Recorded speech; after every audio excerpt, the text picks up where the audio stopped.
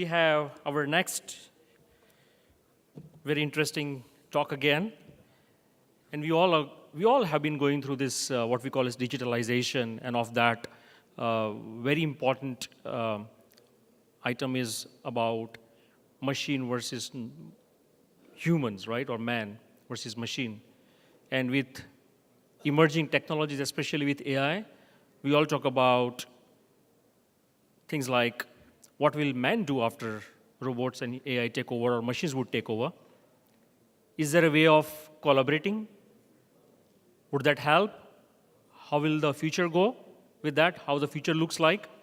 And we all talk about things like AI, and we also talk about emotional quotient as well. So we have amongst us Shalini Kamath. She's going to talk on that, and she's going to share her insight and her experience on that.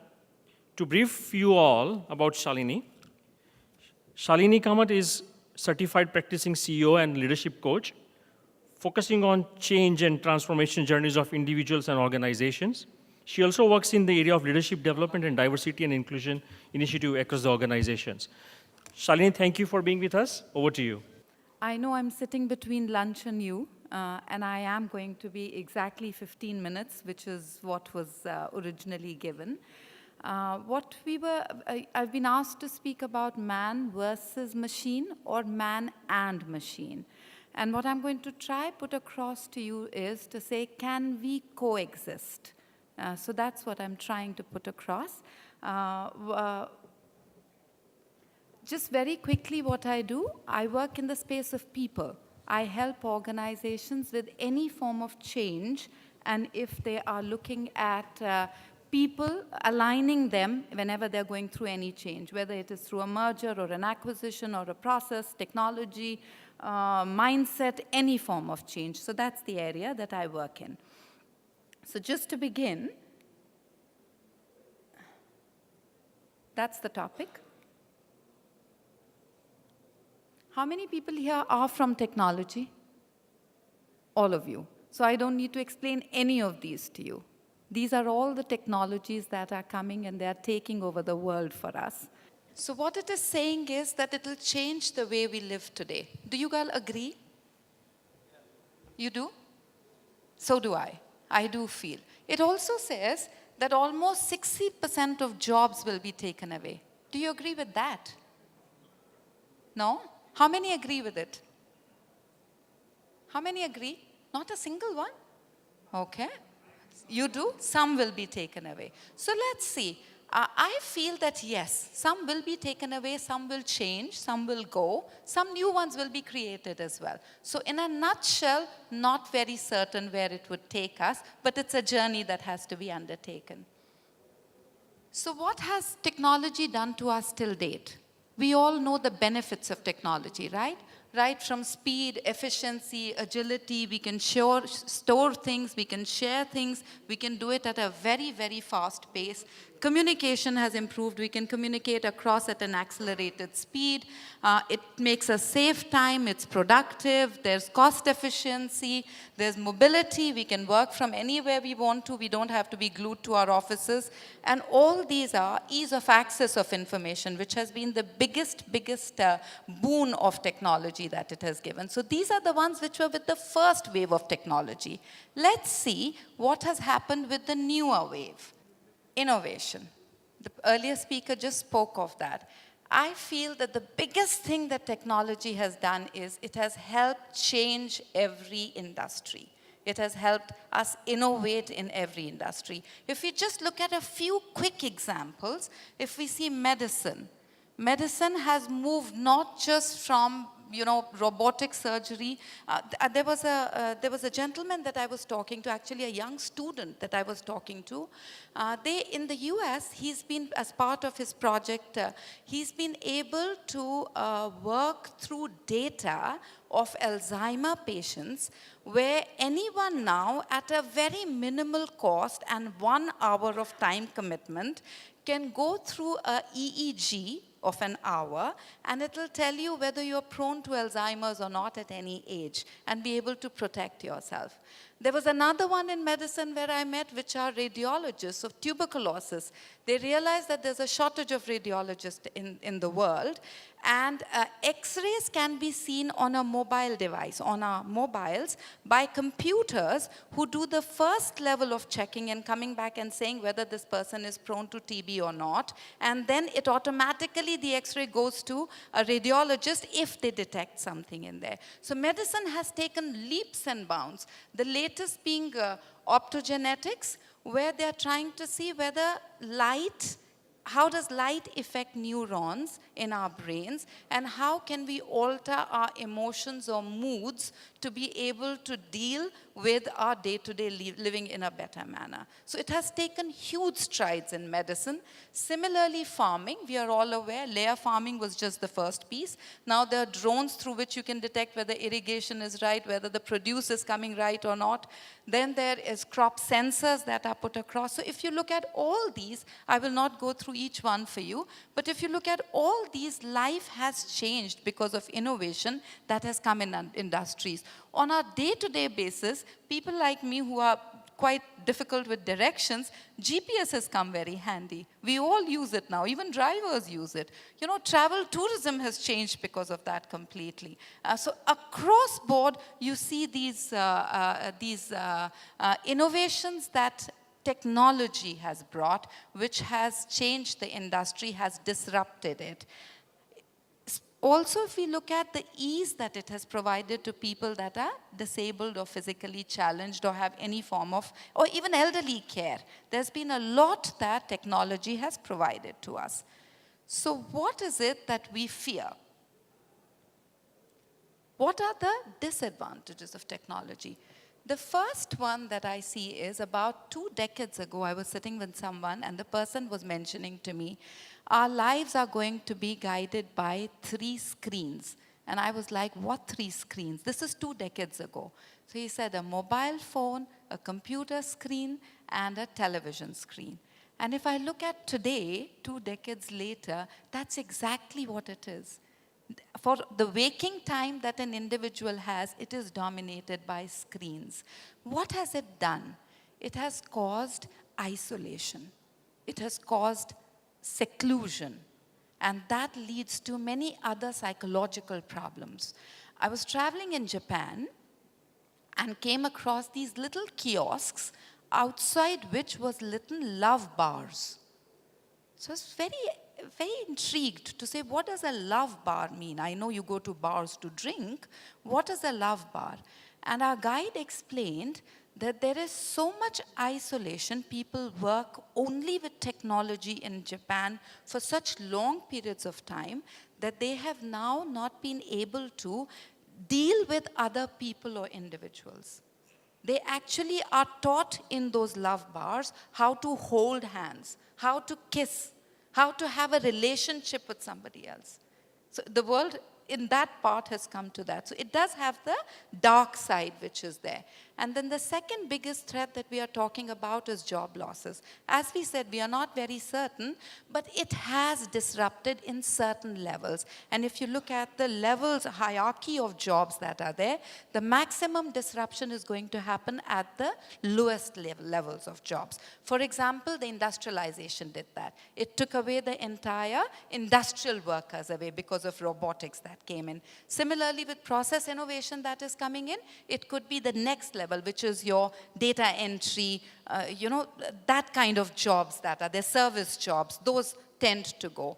And with unemployment come all these challenges that are there. If you just go through the bold ones, you will see as to how much of a social problem unemployment can cause. From anxiety to distress to depression to impaired family functioning to theft, forgery, murders, all kinds of negative impact unemployment brings. And one needs to be careful of that. While we say that there is going to be this whole threat to the jobs, even the people that are coming to the workforce are changing.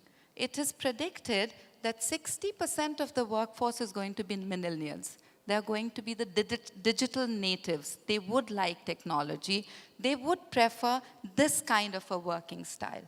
which provides them with mobility, open communication and systems, immersive communication, integrated and collaborative working style, connectedness, and personalized things. I want something and I want it now.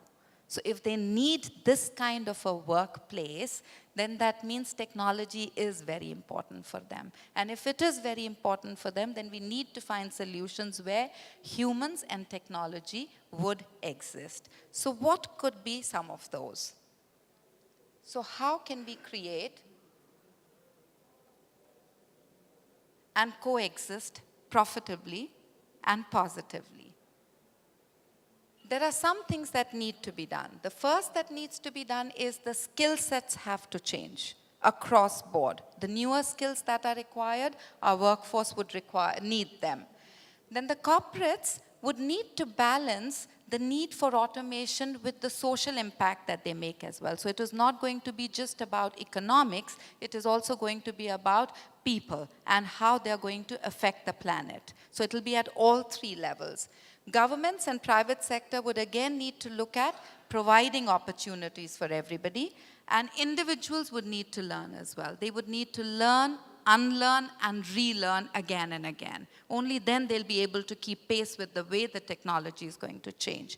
So I'm going to show to you 4 scenarios that could help us deal with this change. So first is scenario 1.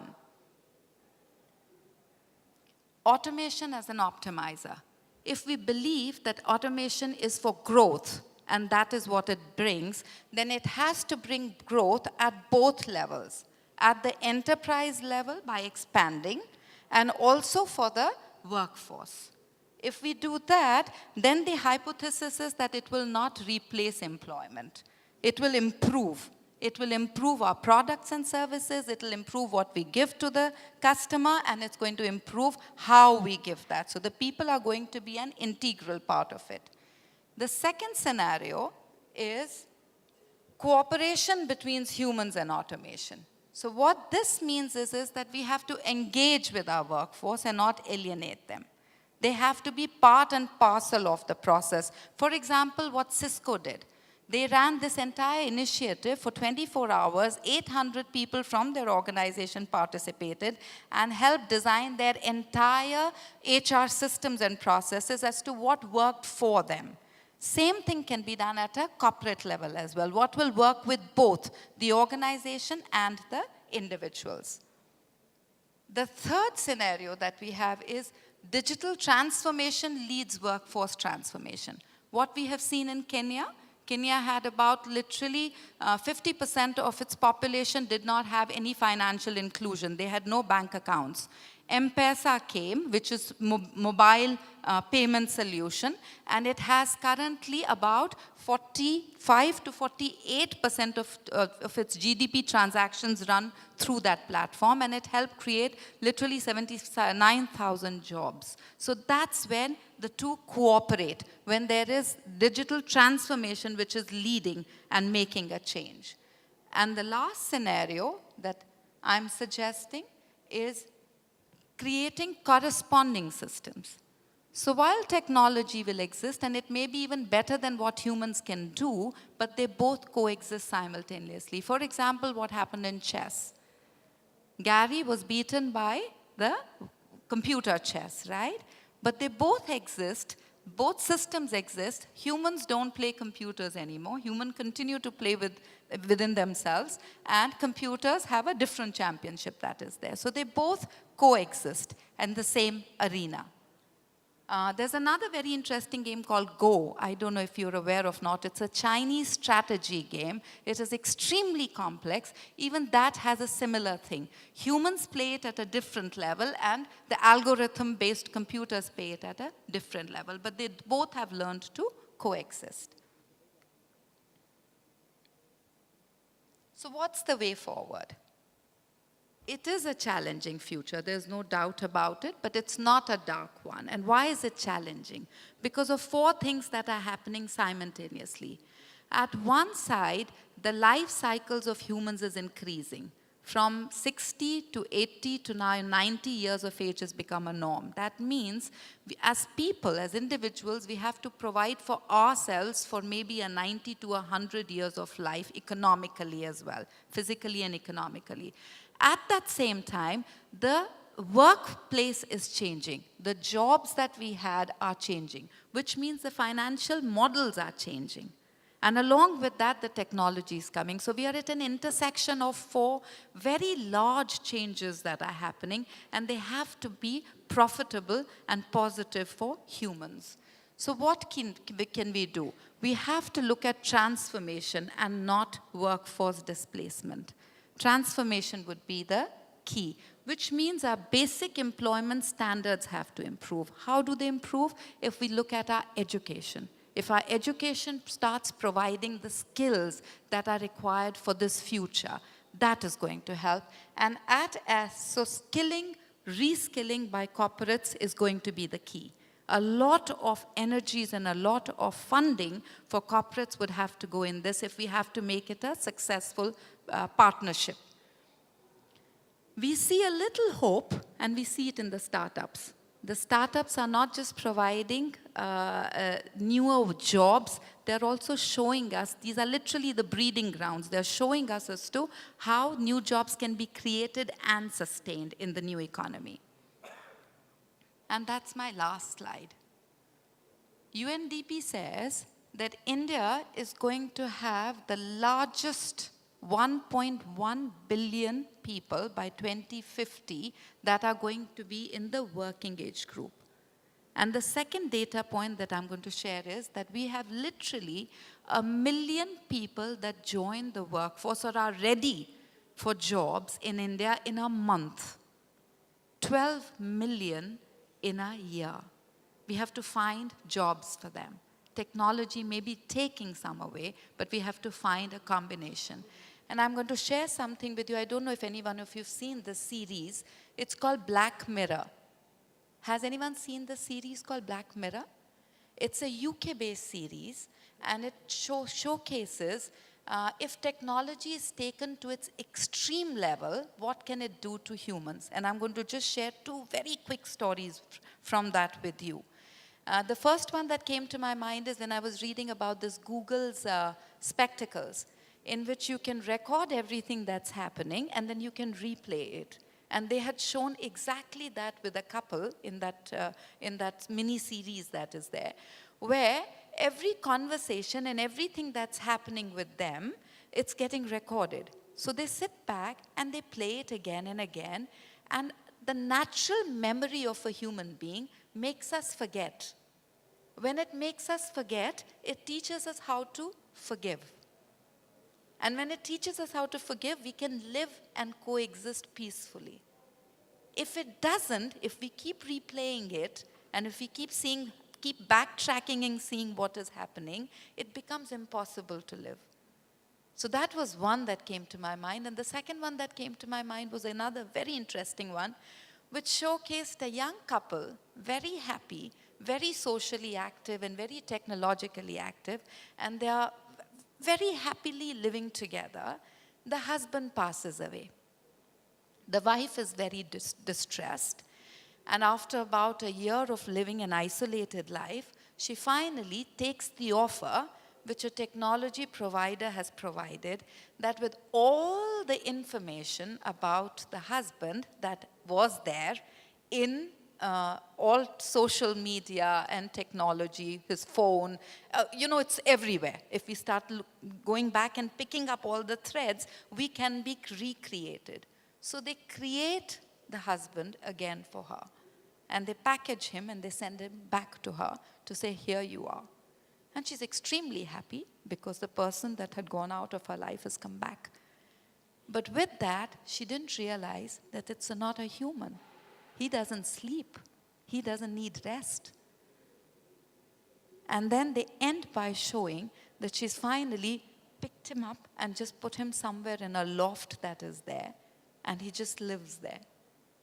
So while we maybe want things, the only point that I'm making here is that in the Industrial Revolution, we damaged the planet. We created a lot, but at the cost of the planet.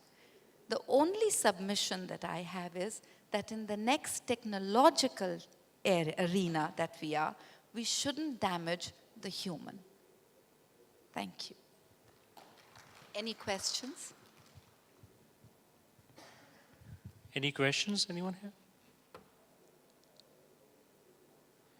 A question I would ask someone? You have a question? Anyone has a question? Okay, I have a question, Shalini.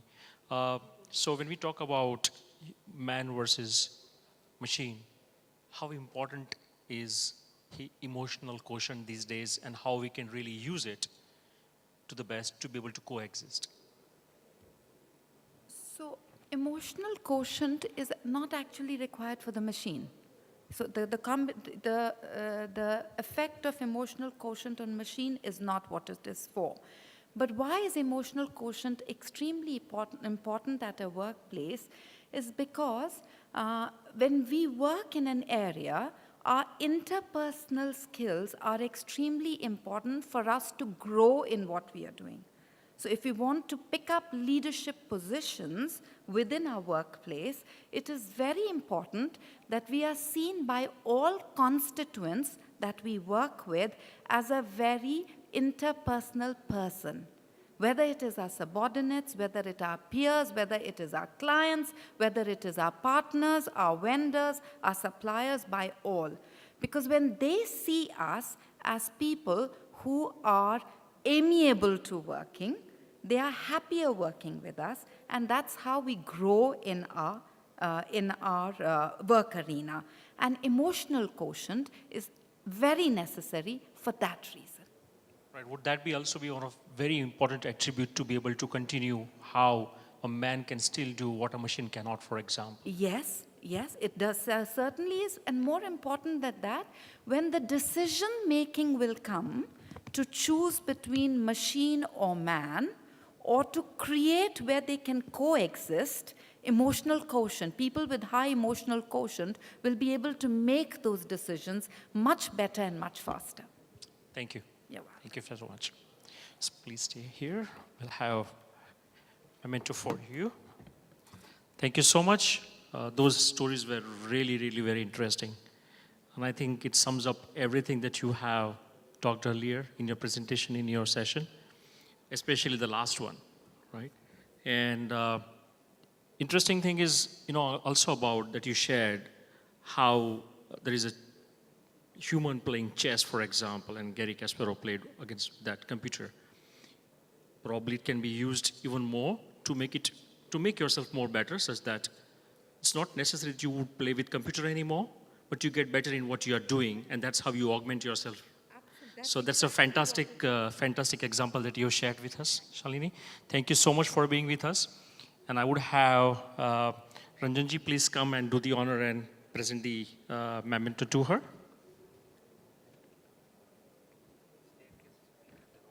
Yeah. Thank you. Thank you.